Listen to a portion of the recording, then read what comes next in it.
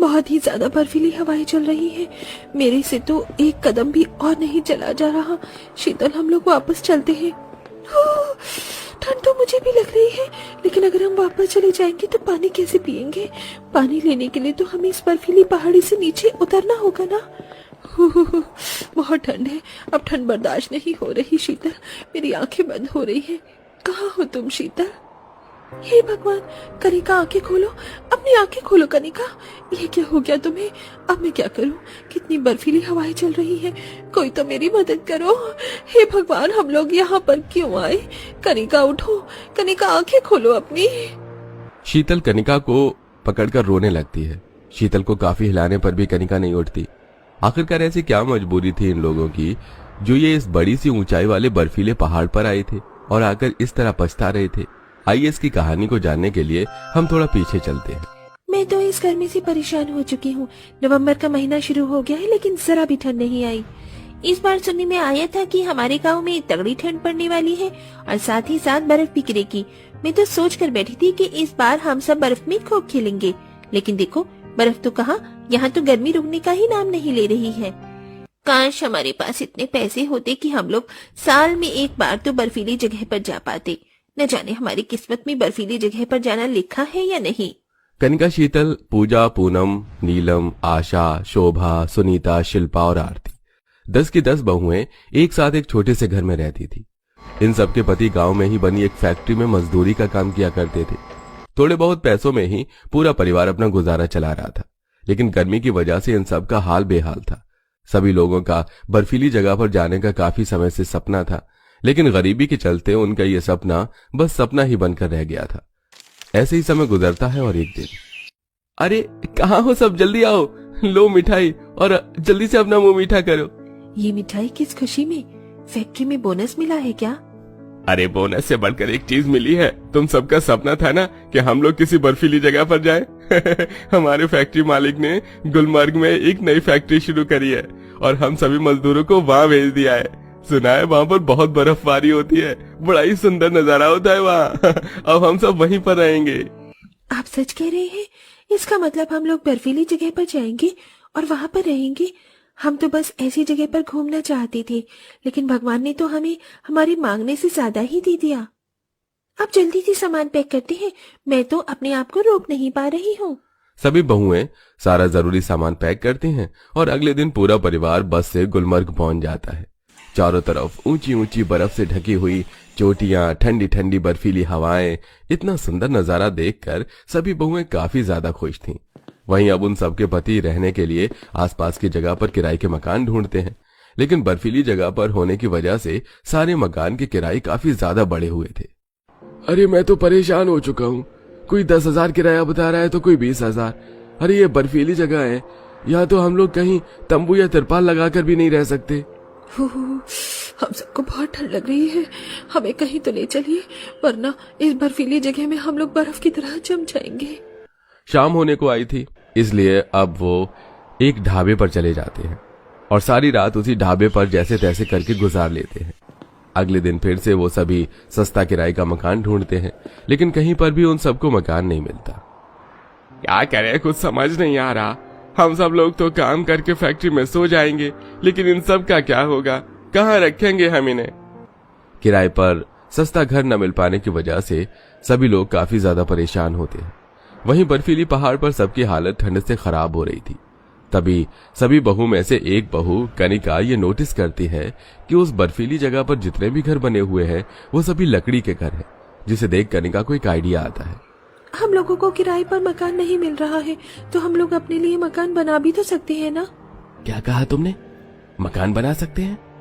अरे किराए पर तो मकान खरीदने की हैसियत नहीं है हमारी, मकान बनाने की बात कर रही हो। पहले आप मेरी बात तो सुनिए। हम लोग ईंट पत्थर सीमेंट का नहीं बल्कि लकड़ी का घर बनाएंगे। या आसपास सभी के लकड़ी के बने हुए घर हैं और लकड़ी तो हमें जंगलों से आसानी से मिल जाएगी। ऐसी जगह पर लकड़ी के घर ही ठीक रहते हैं।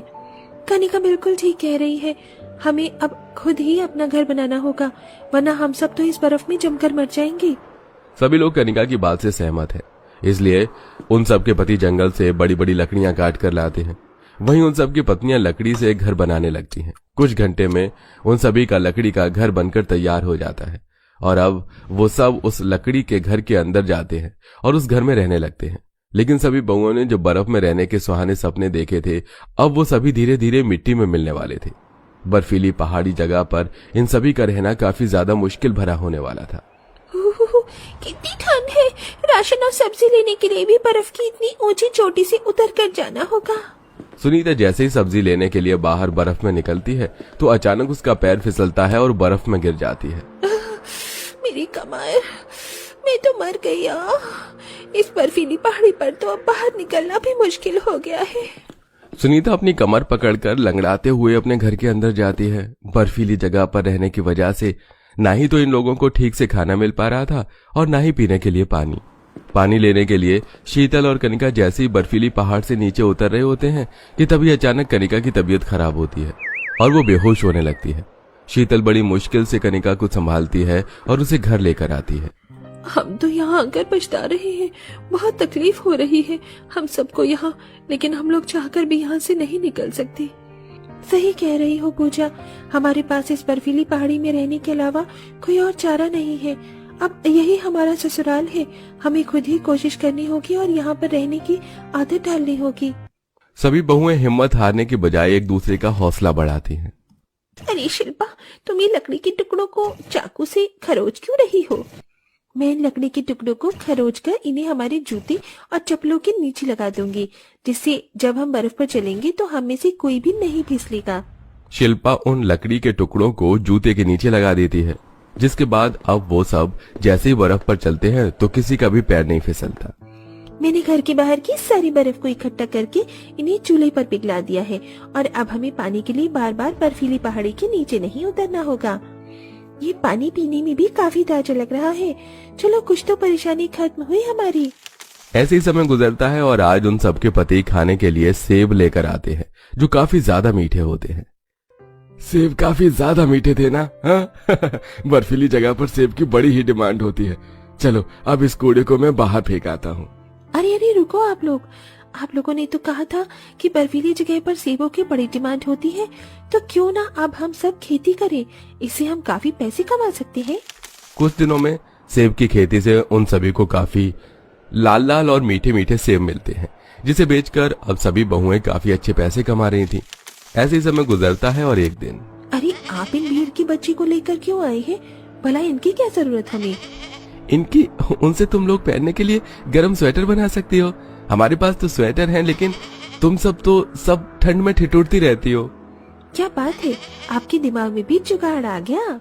सभी बहू मिलकर उन दोनों भेड़ को पालती हैं और उन सबके पहनने के लिए सबके लिए गर्म स्वेटर और जैकेट बनाती हैं। इसी तरह के छोटे छोटे जुगाड़ और मेहनत से अब सभी बहुएं अपने पतियों के साथ उसी बर्फीली पहाड़ी जगह पर रहने लगी थी।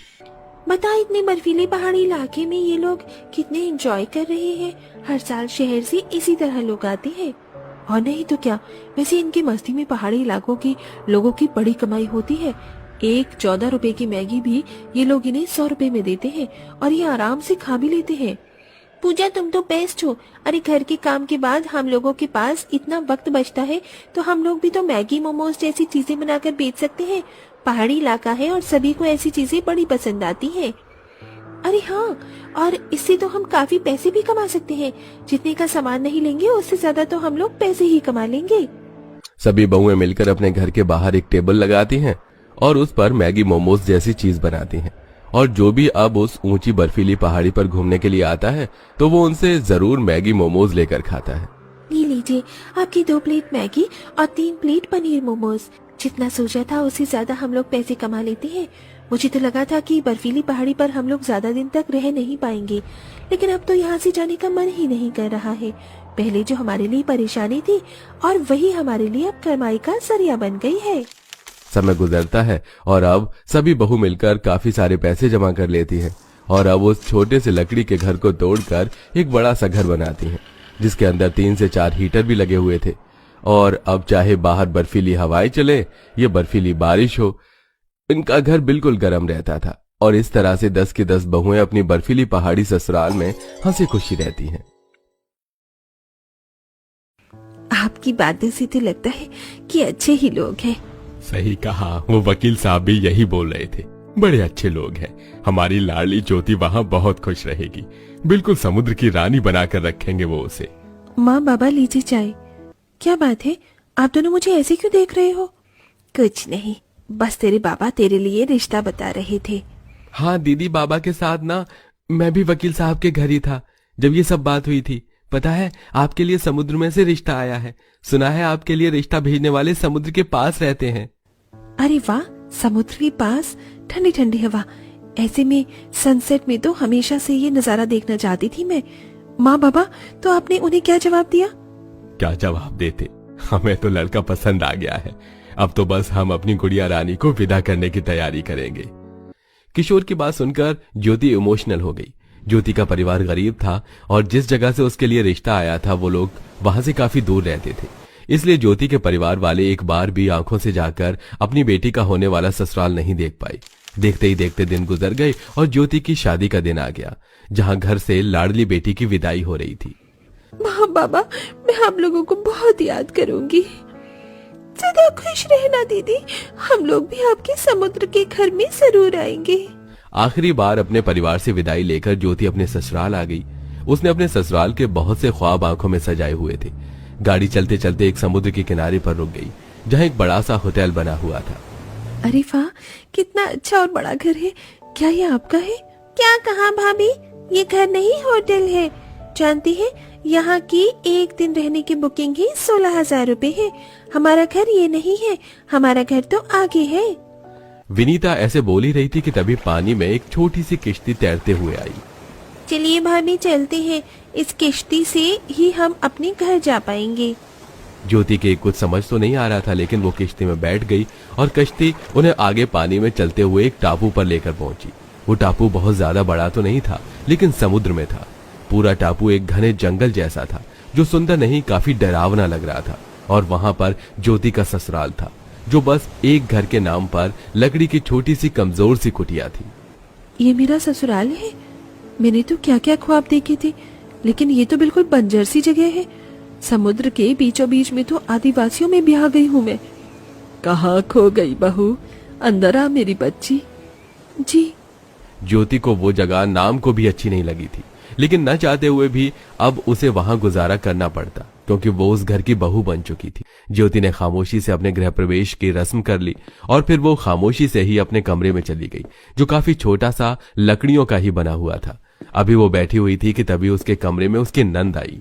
ये लो भाभी, कुछ खा पी लो, आप तो भूखी होंगी ना, माँ ने भिजवाया है। क्या बात है भाभी, आप कुछ उदास लग रही हो? कुछ नहीं, बस घर की याद आ रही थी। घर की याद? भाभी, ये भी आपका घर ही है। जानती हो, लखन भाई की शादी की खबर सुनकर पूरे टापू के लोग खुश हो गए थे।